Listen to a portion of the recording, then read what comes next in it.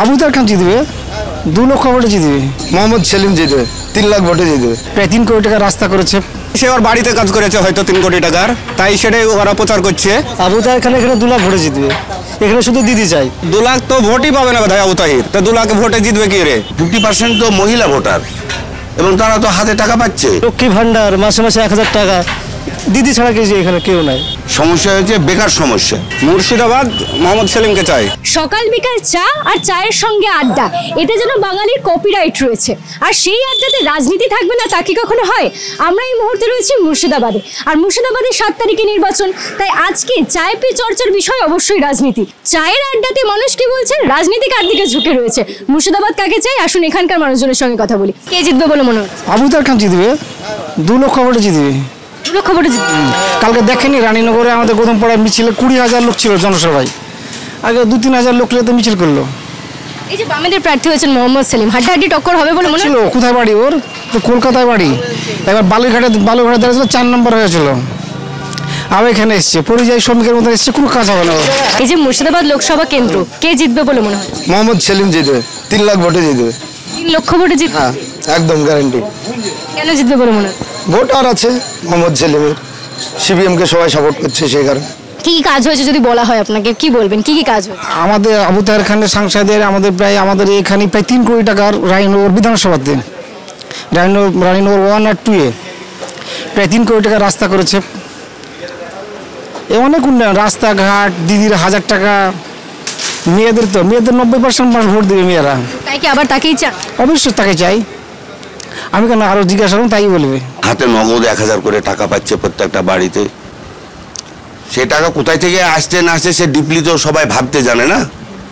তারপরে যে সবুজ সাথে সাইকেল, শিক্ষকদের বেতন থেকে ওই যে ডিএপি হচ্ছে না, একজন শিক্ষকের কাছ থেকেই তো 7-8 খান করে সাইকেল, চাকরি চলে যাওয়া, এসব বোঝে কজন?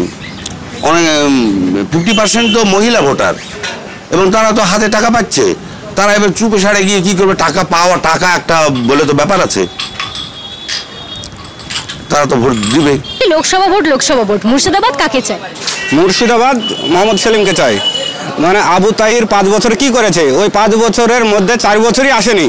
অনেকে বলছে 3 কোটি টাকার কাজ। 3 কোটি টাকার কাজ করেছে, সে ওর বাড়িতে কাজ করেছে হয়তো 3 কোটি টাকার, তাই সেটাই ওরা প্রচার করছে, তাছাড়া কিছু করেনি আবু তাহির। এই যে 3 জন প্রার্থী, গৌরীশঙ্কর ঘোষ, মোহাম্মদ সেলিম, আবু তাহের খান, হাড্ডাহাড্ডি লড়াই হবে? হাড্ডাহাড্ডি তো কি করে হাড্ডাহাড্ডি হবে? সেলিম তো পাস করবে প্রচুর ভোটে, তো হাড্ডাহাড্ডির কোনো ব্যাপারই না। এটা কত ভোটে জিতবে? ওরা বলছে আবু তাহের 2 লাখ। আবু তাহির 2 লাখ তো ভোটই পাবে না ভাই আবু তাহির, তো 2 লাখ ভোটে জিতবে কি রে? আমাদের সেলিমই জিতবে, প্রচুর ভোটে লিড মারবে। ত্রিমুখী সংগ্রাম, হাড্ডাহাড্ডি টক্কর, এসবের কোনো কিচ্ছু নাই। ভোটের পর 4 তারিখ গণনার সময় বলবো।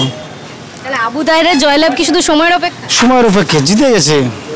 কি মনে হচ্ছে, আবু তাহেরের জয়লাভ কি সময়ের অপেক্ষা? হ্যাঁ, 2 লাখ ভোটে জিতবে। 2 লক্ষ ভোটে জিতবে। 34 বছর ধরে তো সিপিএম খুন করেই গেছে, এখানে কোনো সিপিএম বলে কোনো কিছু নাই।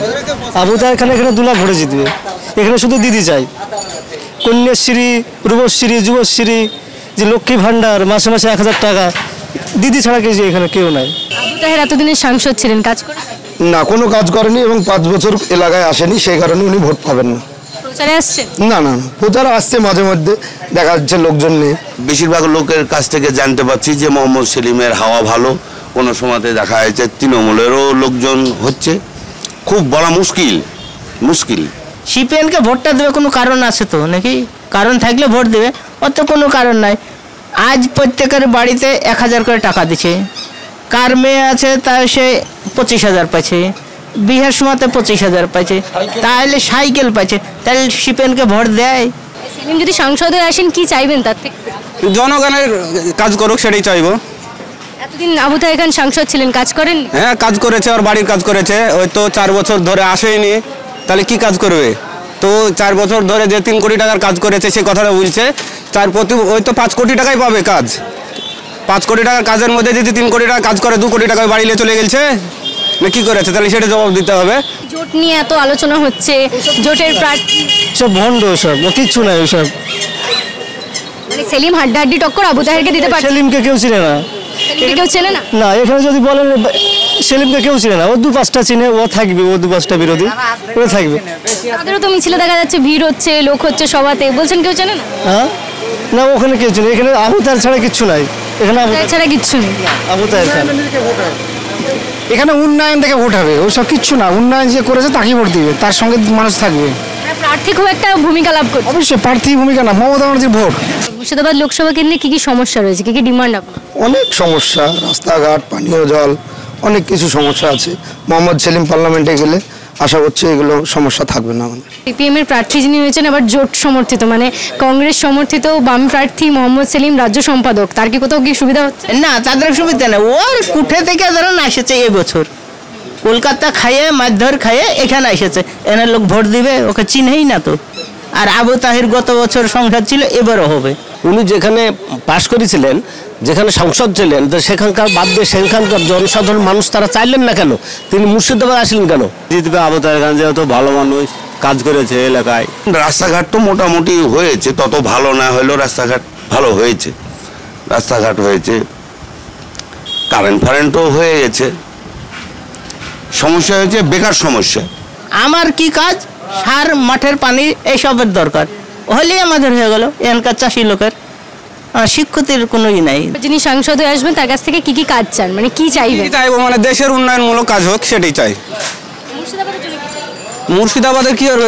উন্নয়নমূলক কাজ হোক। এই কাজ মানে চাকরি একজনকে দেশে সে পূরণ হবে না, দেশের উন্নয়নমূলক জিনিসপাতির দাম দর কমুক, সেটাই চাই আমরা সবকিছু। মনে হয় যে মোহাম্মদ সেলিম যদি সংসদে যান আপনাদের হয়ে সেই কথাটা বলবেন? সেটা বলবে, সেই আশাতেই তো আমরা ভোট দিচ্ছি।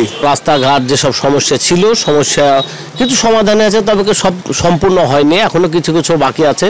যেমন তারপরে পানীয় জলের যে ব্যবস্থা, পানীয় জলের ব্যবস্থা আগে ছিল না, এখনো অনেক মানে পানীয় জলের ব্যবস্থার কাজও এগুচ্ছে, বিভিন্ন জায়গায় জল ট্যাঙ্ক হচ্ছে, হয়তো সম্পূর্ণ জায়গায় এখনো পৌঁছায়নি, তবে কাজ চলছে। এখানে মেজর পোর্শন তো ওই অশিক্ষিত লোক, তাদের কানে পৌঁছেছে কি না, তারা বুঝতে পারে কি না, তাদের বাড়িতে বেকার আছে কি না।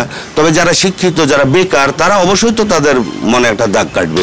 এই যে চাকরি চলে যাওয়া, তারপর যাদের বাড়িতে বেকার আছে, MA BA, তারা কোনো চাকরি পাচ্ছে না, যেসব চাকরিগুলো হচ্ছে তাও প্রশ্নপত্র ফাঁস হয়ে যাচ্ছে, কোনো একটা সঠিকভাবে হচ্ছে না। সে তো শিক্ষিত ছেলেদের মনে, শিক্ষিত ছেলে এবং মেয়েদের মনে তো একটা দাগ কাটবেই। আমার ব্যক্তিগত মতে যে এখানে আবু তাহের খানই এখানে তিনি জিতবেন। আবু তাহের খান এতদিনের সাংসদ ছিলেন, যে সমস্ত ডিমান্ডগুলো আপনাদের ছিল সে সমস্ত কাজ হয়েছে? হ্যাঁ, অনেক উনি একটা জিনিস, আমি যতদিন ওনার বাড়িতে গিয়েছি একটা জিনিস লক্ষ্য করেছি, সেটা হচ্ছে যে ওনার কাজ যে করব এইরকম কিন্তু মনোভাব ওনার নেই। সবসময় মানে সঙ্গে সঙ্গে বসে থাকি, কিন্তু উনি কাজ করেন। ওই কাজ আমি দেখতে পাচ্ছি না যে মাননীয় সাংসদ আবু তাহেরের আর্থিক সহায়তা সেরকম আমার নজরে পড়েনি। তাহলে মোহাম্মদ সেলিমের সেদিক দিয়ে কি কোনো সুবিধা হচ্ছে? মোহাম্মদ সেলিম এখন ওটাকে কতটা কাজে লাগাতে পারবে সেটা সে প্রচারে বলতে পারবে।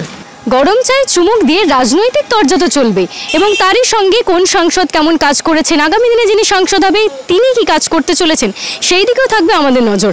7 তারিখ অবধি অপেক্ষা করতে হবে ভোটের জন্য, এবং 4 তারিখ অবধি অপেক্ষা করতে হবে ফলাফল প্রকাশের জন্য। আপনাদের চোখ থাকুক দাওয়ালে, কারণ খবর এখন এখানে। ক্যামেরা অরিত্রের সঙ্গে ঐশী, দাওয়াল, মুর্শিদাবাদ।